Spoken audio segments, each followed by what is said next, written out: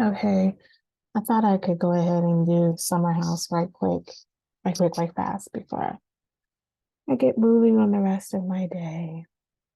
Um, Summer House season one, episode three. We pick up with Amir and Phil. They get into it. Amir's triggered by being bullied in his life, and so he's going to stand up whenever he feels like there's someone he's bullying him. And pretty much everyone wants Phil gone. Um, Jordan is trying to kind of talk to Phil, and the way that he's speaking to her is not okay. She starts getting triggered, and he makes a sarcastic comment talking about and gentlemen, lady guys, ladies, and he's like, and gentlemen, and Jordan's like, you're not a gentleman, you're an MF on the couch. So they get into it. The producer puts Phil in the kitchen. Phil's like, oh, am I in a timeout? I feel like Phil did all of this. I hope he doesn't act like this in his real life. But he did all this on reality TV, thinking that he could make a splash, but he splashed too hard, and now you were kicked out of the house. Bria brings now Mariah and Phil are in the kitchen. I don't understand. So I don't understand why Mariah feels like she shouldn't be in the other room talking with the other castmates. Unless I don't, it doesn't seem like Mariah was put in the kitchen on purpose by production like Phil was. But Mariah makes a decision to hang out with Phil. And Bria brings up the fact that if my friend has to leave Phil, that means that Mariah should leave. First of all, I do not like Bria. I think Bria is self-centered, inconsiderate, and here we are. Anyway, but needless to say, so Bria says she feels uncomfortable. She is playing a Karen and wants Mariah to go because Phil is leaving. Fine. So they all say that Mariah has to go. Mariah feels like when Jasmine goes and talks to Mariah is upset because she feels like they were having a conversation behind her back and she should have been there. Ma'am, you could have walked into the other room. Everybody's over there. You made the decision to stay in the kitchen with Phil, which I don't understand. Phil is upset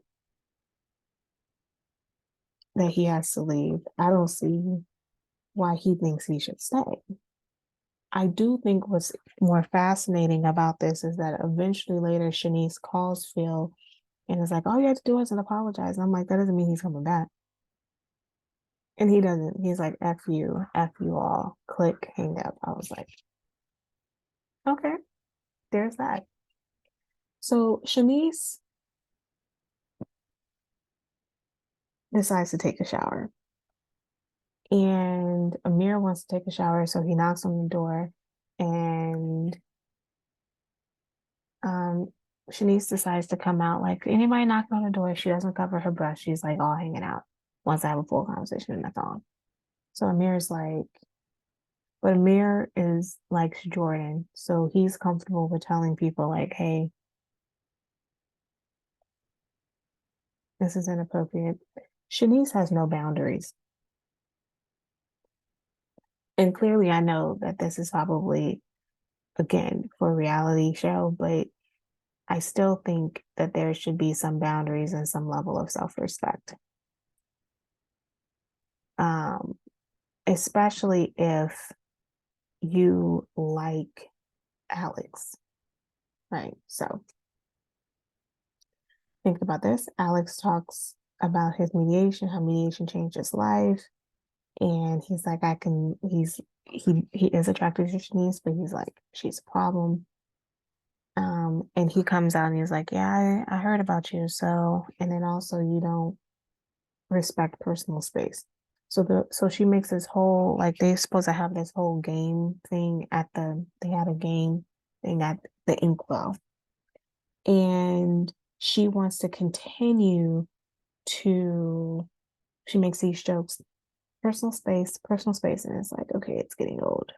So then she has this whole conversation, and he's like, "Look, I've heard about you." And it's never a good thing when people start off by saying, "Yeah, I heard about you."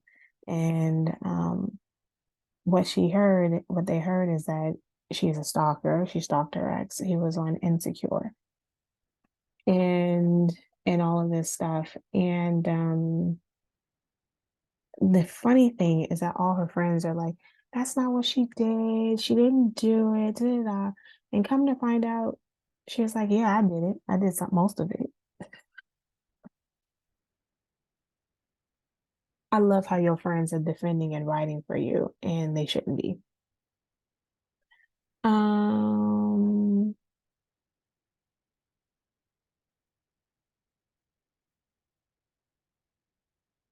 so Alex is like, yeah. So Shanice eventually does talk to Alex, and Alex is like, okay. It's like, I'm just, clearly there's no getting into him. He's like, I'm not interested in you. And I think that that's a fair point. Um, the guys talk about dating Jordan. Alex is not, you know what I like about Alex? Alex says a couple things that I was like, I really dig Alex.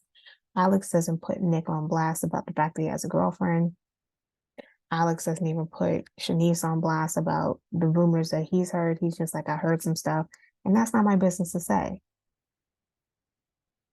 I'm gonna be honest, like Alex is the one that's coming up roses because he's loyal to his friend. He's also like, this is not my business to talk about. I'm good. And I think that that's an appropriate response that people should have. Kudos to Alex. Um, I do love the fact that Amir is running on the beach and Alex is trying to film it as like a thirst trap video. It didn't work. But Amir does have a private walk with Jordan, and it seems like they're kind of having some level of connection. I think they would be cute together. They do play games at the Inkwell. It really is two for Team Nick, one for Team Jordan, and then they tied in the last one, which was cool. They all had fun. Um, Amir did some culinary classes. His mom forced him into culinary classes, which I think is very adorable and cute. I died laughing when he started asking Amir about Preston. They're all cooking dinner, and Amir's getting all into what he's going to cook and prepare and stuff like that. And Preston and Amir get into it, and he's like, "So what are you going to put breadcrumbs on the mac and cheese? Are you going to do, these kind of things?" And Preston's like, "I'm black." Mac and cheese is a is a food that is highly debated, and it absolutely has to do with race, which is hilarious to me.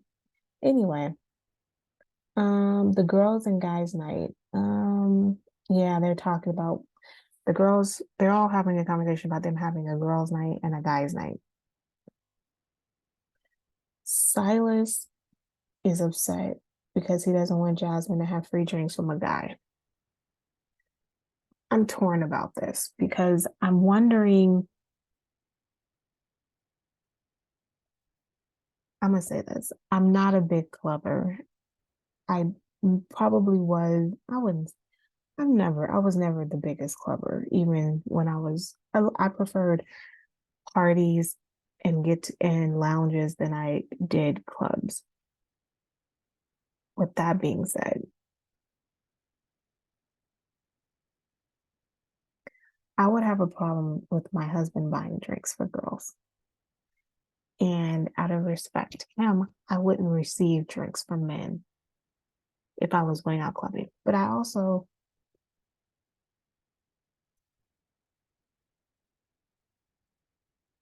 don't know, like clubbing is just not my thing. So it's hard for me to wrap my head around this club situation. Um, but if they still like going to clubs, I do think that there needs to be some boundaries.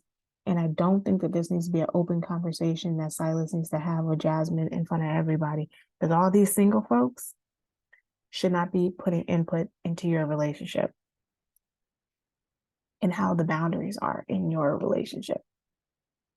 They don't have anybody that they're responsible for that they have been in a committed relationship with in the same way that you do. So this is not an open debate conversation. And I realize Jasmine has a little confessional where she's talking about her struggles and being married, and there's a lot of adjusting. And I do understand that. I concur with that. It does have a lot of adjustment, especially if you're used to being a party person. And it appears that she's used to being a party person. There's so many reasons why I don't like Shanice. And this is another one. She brings up Shanice Jasmine's past when it comes to like she likes to drink. And then so we give examples of what she did and everything else. You automatically see that Silas is having a problem on bare basic of her drinking out. So why would you want to bring up her past, the things that she did in her past when she was single before she even met Silas? Like you may, as a single woman, you may think that this is not a big deal. But you see that Silas is having a problem. I just would not have those kind of conversations in front of my friends' husbands, like even to this day. Like it's a conversation we have amongst us girls, not amongst me and their spouses or even my spouses, because they're going to feel away. Unless it's going to be a conversation that has nothing to do with anyone hitting, like a benign conversation. But we know that this is a touching point with her going out drinking, even though I think Silas is being way overreactive. But I don't understand why Shanice felt the need to bring this up. And then we are left with the fact that, but I'm going to say that Jasmine and Silas, they got married. They spent all their time through the pandemic. They got married at the end of the pandemic. So this being outside is new, and he keeps talking about it's hard for me to adjust to what she's like with her friends. Okay. And I get that. She can have fun. It's only for 2 weeks. You guys signed up to be in a house with a bunch of people for 2 weeks. She's not going to be the same. And I don't understand why there's an expectation of her being the same. Maybe your marriage is too young for something like this. I mean, it's a lot to adjust. And, finally we're surprised. People are surprised that Nick has a girlfriend. And here's the thing about the Nick and the girlfriend. They're not surprised that he has a girlfriend per se, but they're surprised that he has a girlfriend and he has been in every female's DMs besides Jasmine. And he proposed to Shanice. And, he's had his options open with everyone. And they're like, how do you have a girlfriend? And does she know that you've been sliding in everybody's DMs? I'm going to tell you, the first thing that came to my mind when I was watching this, I was like, it's a Kappa. Stereotype. I know I'm so bad with these stereotypes, but I have low expectations from the men from Kappas based on the men that I've been around. Eventually, they do settle down, but it's going to take them some moments. And frankly, he's still single. Girlfriend is not a fiance, and it's not a wife. Granted, I do know that it's offensive that he would do this and he would mislead them on, but none of y'all took the bite. None of y'all were interested. So he comes to the house. He pursued the person that he's already with, and he realizes that it ain't gonna be what it could have possibly been.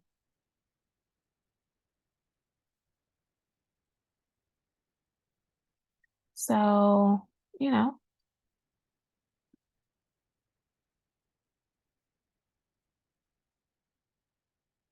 I'm not upset with his choice and the fact that he's trying to fill out everybody else, trying to figure out what they're doing and how they're operating and how they're moving to see if he could fit in somewhere.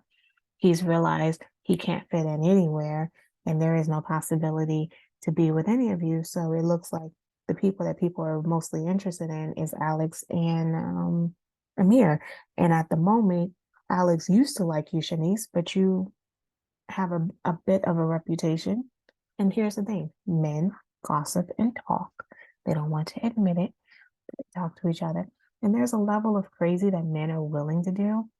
They're not willing to do stalker crazy, sleeping outside of people's houses, allegedly crazy, calling 13, 14 times, even if you're like, of course she's going to have a Jasmine. You cannot say she's going to have some missed calls. What? Yeah, you cannot go through yeah, of course she's going to have some missed calls because he wasn't answering the phone. I'm sorry, 13 to 14 phone calls ain't happening. I mean, I'm trying to think, like, I've never done that to somebody, but um, even when I was younger and I would call someone and be like, you only get a couple calls from me, and it won't all be in the same day. I'm trying to think. I think if I had someone do that, I don't know if I've had someone do that, but I've had someone who's excessively called. I know if sometimes my husband would, if I'm like in the middle of something and we've gotten into it or something, but it's, it's, it's irrational. And to me, it's a turnoff to be harassing somebody. That's harassment. And it's like, well, he tried to get a restraining order, but he was texting me, and that's why the restraining order didn't get through. Ma'am, normal behavior, normal relationships don't end in restraining orders. We don't end in court, even if he couldn't get you're the only you're bugging. And then we don't even know what those text messages are. Those text messages can be like, stop bothering me. So she wasn't explicit in what those text messages are. So we know that you're a little on the local side of ground. So with that being said, Summer House, this episode was a little bit better. I'm going to say that next episode is going to be really more interesting because Bria is a lot. And I don't know who could be her friend. And I will see y'all later.